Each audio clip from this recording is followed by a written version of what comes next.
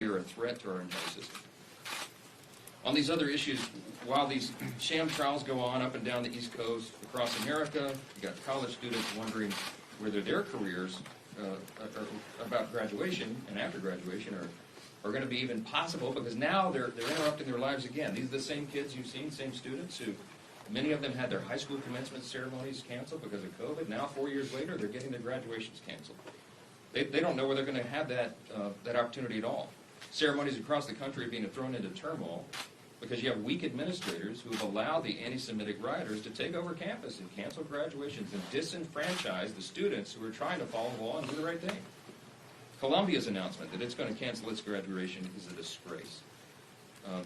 These administrators have failed to fulfill their first responsibility, and that's to keep the students safe, and there should be consequences for their inability or their unwillingness to maintain order on their own campuses. We have called for these resignations of these administrators, or they should be fired. This week, as part of our house-wide effort, you've heard we're going to crack down on anti-Semitism, and we have several committees looking into the origins of that on higher education and K-12 schools. And additionally, the Oversight Committee will be looking into the encampments at George Washington University here. And we're going to ask Mayor Bowser, if she shows up for the hearing, why D.C. law enforcement has been so slow to respond to the request from the school.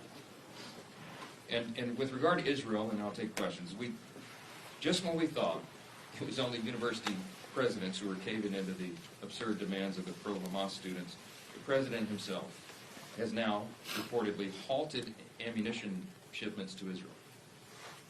We can see right through it. I mean, if this is true, and it looks to be true, that President Biden is clearly trying to placate the pro-Hamas element of his party. There's no other explanation for that. And if I remember correctly, and I do because I was here, House Democrats engaged in a sham impeachment of President Trump over questions about politicizing military aid.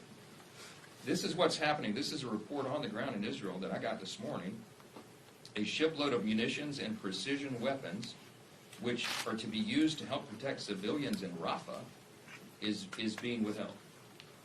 Administration officials have assured Congress and have assured me personally, very recently, and as recently as last Friday, reaffirmed from my staff to my staff from theirs, that there would be no delay in assistance to Israel. This is not the will of Congress. This is an underhanded attempt to withhold aid without facing accountability. It's undermining what Congress intended and has acted to take care of by authorizing aid to Israel. And so, if the president truly wanted to defeat Hamas, like he said in the past, he wouldn't be standing in the way, preventing it from happening. I think that's clear. And we're going to try to get